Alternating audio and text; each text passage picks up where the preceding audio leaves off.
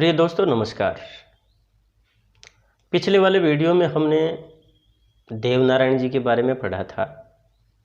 आज हम बात करते हैं पीरों के पीर बाबा रामदेव के बारे में। प्यारे विद्यार्थियों, बाबा रामदेव ने भी यानी कि अपने कर्म के कारण, अपने पर्चों के कारण लोगों में अपनी आस्था और श्रद्धा का भाव बहुत अच्छे ढंग से जगाए रखा है। आज भी अगर माना जाए तो यानी कि इनके प्रति लोगों की अगाध श्रद्धा और सम्मान का भाव बना हुआ है। तो इनके जीवन के बारे में हम बात करते हैं। देखिएगा कि राजस्थान के पश्चिमी क्षेत्र का एक नगर पोखरण, जो आज परमाणु विस्फोट स्थल के रूप में संसार के मानचित्र पर उभरा है, इसी नगर के समीप आज से लगभग 653 वर्ष पूर्व विक्रमी संवत 1409 में भाद्रपद शुक्ल द्वितीया को रूणीचा के तंवरवंशीय ठाकुर अजमल जी व माता मैणादे के घर रामदेव अवतरित हुए। शेषवावस्था में ही मारवाड़ी कहावत है कि पूतरा पग पालने दिखें को चरितार्थ करते हुए उफनते दूध को नीचे रख माँ मैणादे को चमत्कार दिखाया। कुछ बड़े होते ही गुरु बालकनाथ से शिक्षा लेना प्रारंभ किया। इतिहास, धर्म, दर्शन के साथ साथ अस्त्र शस्त्रों की शिक्षा प्राप्त की।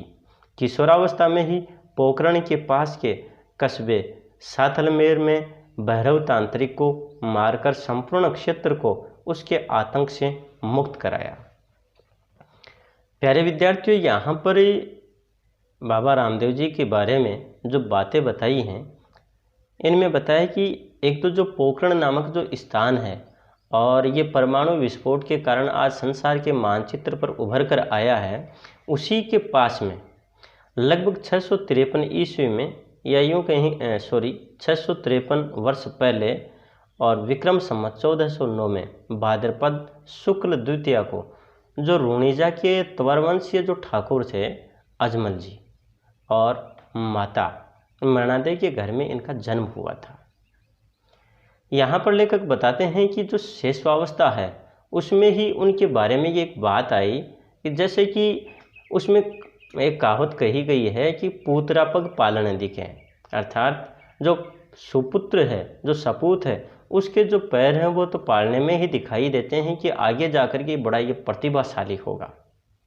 तो उस कहावत को भी यानी कि यहाँ पर चरितार्थ हुआ मानते हैं। कैसे कि उन्होंने जो उफनता हुआ जो दूध है उसको नीचे रख करके और अपनी माता को चमत्कार दिखाया। वहीं पर ये कुछ बड़े हुए तो इन्होंने बालकनाथ से शिक्षा ली और वहाँ पर इन्होंने इतिहास, धर्म, दर्शन, इनके शास्त्र साथ साथ जो अस्त्र शस्त्र हैं उनको चलाने की शिक्षा भी इन्होंने अर्जित की। किशोरावस्था में ही ये पोखरण के पास जो कस्बा है यानी साथलमेर, और वहाँ पर एक भैरव तांत्रिक था जो लोगों को बहुत ज़्यादा परेशान करता था, उसको भी उन्होंने मार गिराया और वहाँ से इनका जो आतंक था उस आतंक को इन्होंने हमेशा हमेशा के लिए मिटा दिया, सभी लोगों को आतंक मुक्त कर दिया। उसी क्रम में आगे देखिएगा। अब रामदेव ने परिस्थिति को पहचान कर लोक कल्याण में ही अपना जीवन खपाने का संकल्प लिया। राजपूत जाति के होने पर भी उन्होंने दलितों से संपर्क बढ़ाया तथा जम्मा जागरण आंदोलन के माध्यम से उन्हें जागृत कर अच्छाइयों की ओर प्रवृत्त किया। जम्मा जागरण का यह पुनीत कार्य मेघवाल जाति के द्वारा ही किया जाता था। शेष समाज उनकी वाणी का श्रवण किया करता था। समाज के पीछे बंधुओं के प्रति रामदेव जी का अंतःकरण करुणा व परोपकार से ओतप्रोत था। उन्होंने मेघवाल जाति की कन्या डालीबाई को अपनी धर्म बहन बनाया तथा पिछड़ी बस्ती में हैजा फैल जाने पर अपनी पत्नी को अकेली छोड़कर उनकी सेवा चिकित्सा हेतु दौड़ पड़े। प्यारे विद्यार्थियों, यहाँ पर बाबा रामदेव के संदर्भ में बात जो बताई गई है उनमें ये बात बताई गई कि इन्होंने लोक कल्याण की ओर अपना रुख कर लिया। अपना पूरा जो जीवन है वहीं पर खपाने का इन्होंने संकल्प ले लिया। ये राजपूत होने के बावजूद भी जो निम्न वर्ग, जो दलित वर्ग है या शोषित जो वर्ग है, उनके साथ में इन्होंने अपना संपर्क बढ़ाया और इन्होंने एक जो जम्मा जागरण है वो भी चलाया। जम्मा जागरण जो आंदोलन है वो एक तरह से ये जो शोषित पीड़ित जो समाज था, इनके भीतर जो बुराइयां व्याप्त थी, उन बुराइयों को समाप्त करके और इन्हें अच्छाइयों की ओर अग्रसर करने के लिए आंदोलन चलाया गया। यहाँ पर ये अच्छा प्रश्न है जम्मा जागरण को आधार बना करके, तो हमें ध्यान रखना है कि जम्मा जागरण आंदोलन किसने शुरू किया और इसका मूल उद्देश्य क्या था। ये अच्छा प्रश्न बनता है यहाँ। तो यानी कि जो जम्मा जागरण जो आंदोलन था, इसका जो पावन कार्य है वो मेघवाल जाति के जो लोग थे उनके द्वारा ही किया जाता था। यानी एक तरह से जागरण होता, भजन कीर्तन होता, और शेष जो लोग थे वो उनकी वाणी को सुनने का काम करते थे। समाज के जितने भी जो पिछड़े बंधु थे, उनका यानी रामदेव जी के प्रति या फिर रामदेव जी के प्रति श्रद्धा का भाव तो था ही, वहीं पर रामदेव जी का इनके प्रति जो अंतःकरण है वो करुणा और परोपकार से ओतप्रोत था।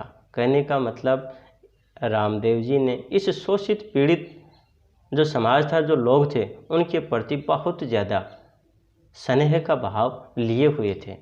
और इन्होंने जो मेघवाल जाति की ही एक कन्या थी जिसका नाम था डालीबाई, उसको अपनी धर्म बहन बनाया और पिछड़ी बस्ती में हैजा फैलने के कारण ये अपनी पत्नी को छोड़ करके और वहाँ पर उन लोगों की सेवा चिकित्सा के लिए दौड़ पड़े। कहने का मतलब यानी कि कल्याण भावना, सेवा भावना इनके अंतर मन में कोट कोट करके भरी हुई थी। उसी क्रम में आगे देखिए, रामदेव जी स्वयं सिद्ध योगी व वैद्य की चिकित्सा में पारंगत थे। इस कारण विकलांगता जैसी बीमारियों में उन्होंने लोगों की चमत्कारिक सहायता की। कुष्ठ रोग, हैजा आदि में उनकी चिकित्सा रामबाण थी। इसी कारण वे पीड़ितों को रोग मुक्त कर चमत्कार दिखा सके। उनके चमत्कार पर्चों के रूप में विख्यात हैं। लखी बंजारी की मिश्री को नमक बनाना, 5 पैरों के कटोरे मक्का से पल भर में लाकर उनके सामने रखना, नेतलदे की पंगुता को दूर करना, सारथिये को तथा अपनी बहन सुगना के पुत्र को जीवित करना उनके प्रमुख पर्चे हैं।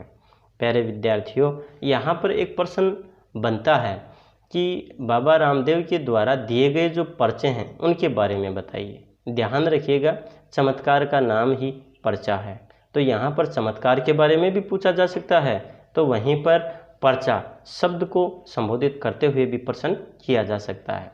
इन्होंने यानी कि बहुत सारे पर्चे दिए। ये एक स्वयं सिद्ध योगी थे, तो वहीं पर इन्हें चिकित्सा ज्ञान भी था। और विकलांगता जैसी जो बीमारी हैं उनको दूर करने में तो एक तरह से इन्होंने बहुत चमत्कार दिखाया। जैसे कुष्ठ रोग है, हैजा है, इसमें भी उनकी जो चिकित्सा है वो रामबाण सिद्ध होती थी।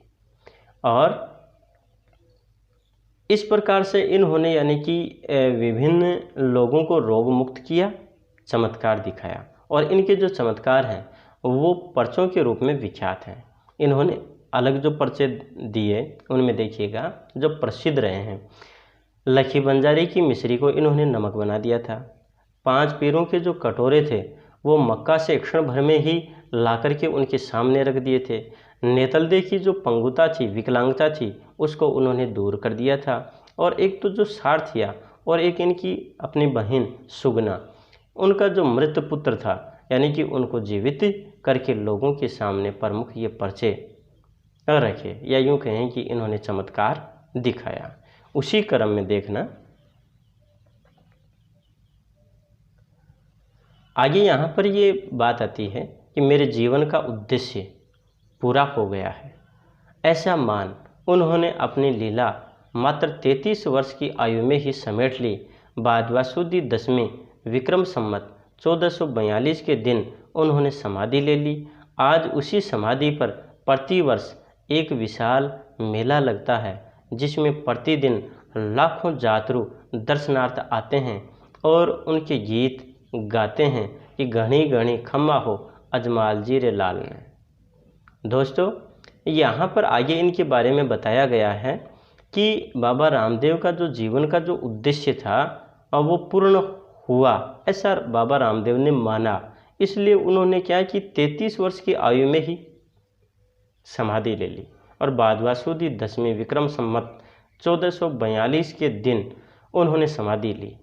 और आज उस समाधि पर हर वर्ष विशाल मेला लगता है और वहाँ प्रतिदिन लाखों के रूप में या लाखों की संख्या के रूप में जो यात्री हैं वो उनके दर्शन करने के लिए वहाँ पर आते हैं।